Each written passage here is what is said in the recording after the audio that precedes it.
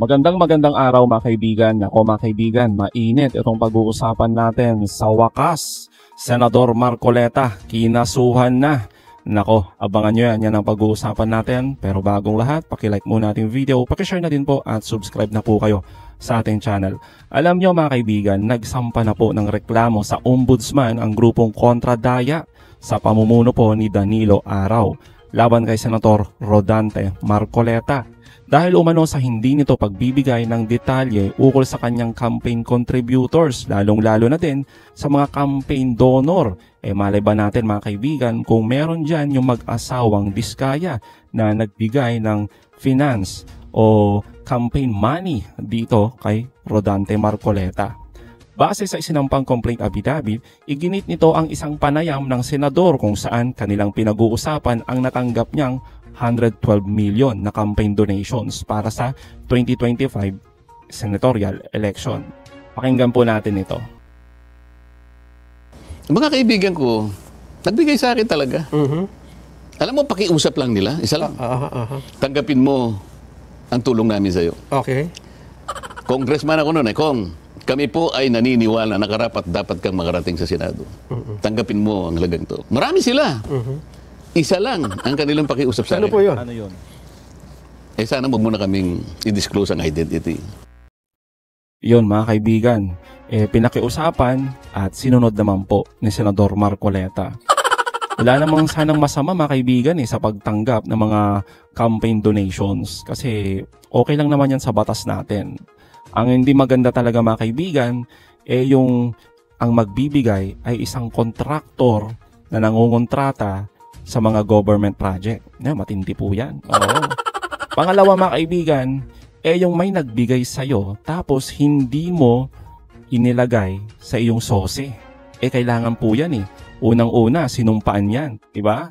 Pag ganun po na nanumpa ka, sasabihin mo lahat, tapos hindi mo naman binanggit, hindi mo dinisclose yung mga campaign donors mo, naloko na mga kaibigan, patay tayo dyan. Oo.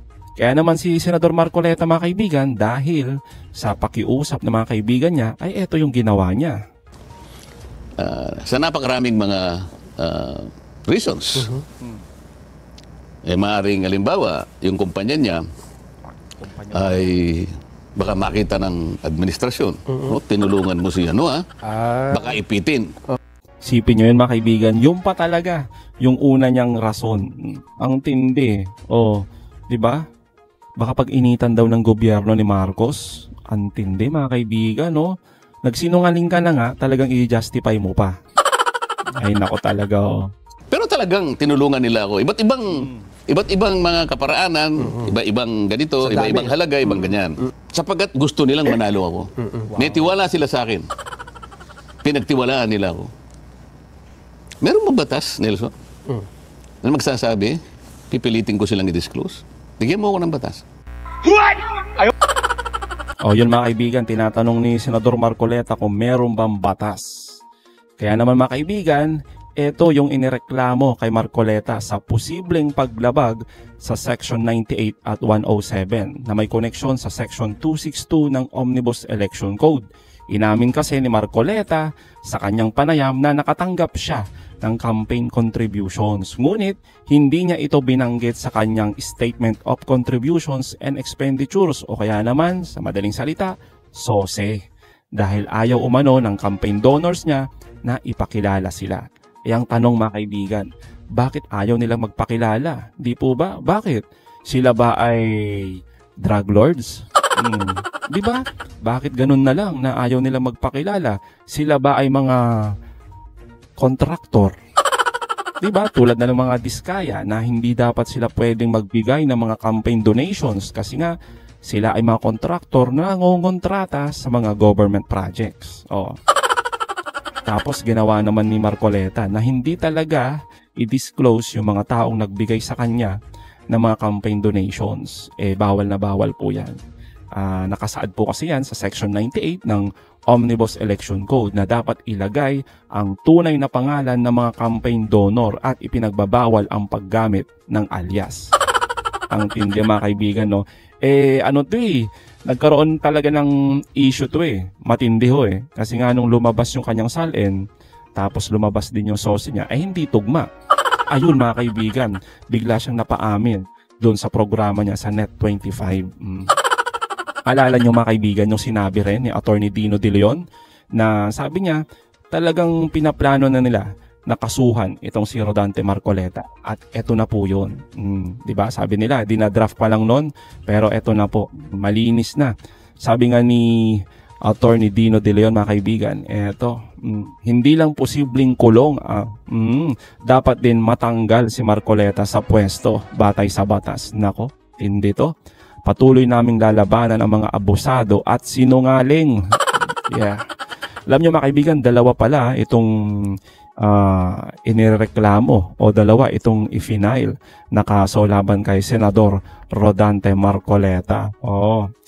Una is in relation to his admission that he lied under oath in his SOSE before the Ombudsman for perjury. Naku, matindihan mga kaibigan. Alam naman natin yung perjury, no? Ito yung kapag ikaw ay nasa korte o anumang legal na proceedings at nanumpa ka na magsasabi ng totoo tapos nagsinungaling ka. Hindi ka nagbigay ng mga tamang impormasyon kundi nagbigay ka pa ng maling pahayag na alam mong mali. Ang tawag doon, perjury.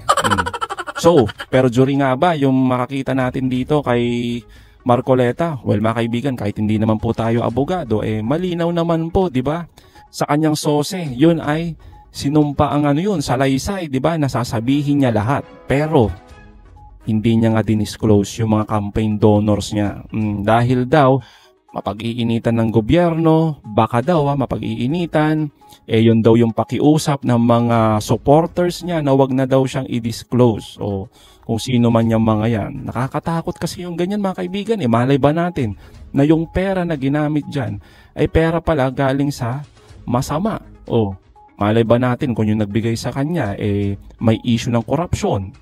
O nasasangkot pala siya sa mga drug dealings. O, di ba mga kaibigan, kaya mas maganda talaga, transparent.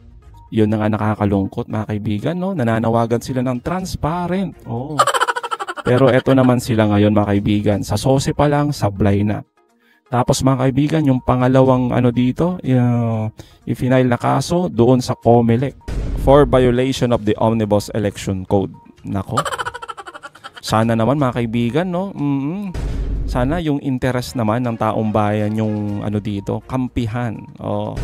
Kasi nung nakaraan mga kaibigan, alam naman natin na nadismaya tayong lahat doon sa naging desisyon ng COMELEC kung saan inabsuelto itong si Escudero. Pero ganun pa man mga kaibigan, bigyan natin ng benefit of the doubt itong COMELEC na sana ay tignan nilang mabuti at busisihin nila ng maayos itong kaso ni Marcoleta. Kasi nga malinaw naman mga kaibigan tulad nga nasabi natin, hindi mo kailangan maging abogado para makita mo na meron talagang nilabag.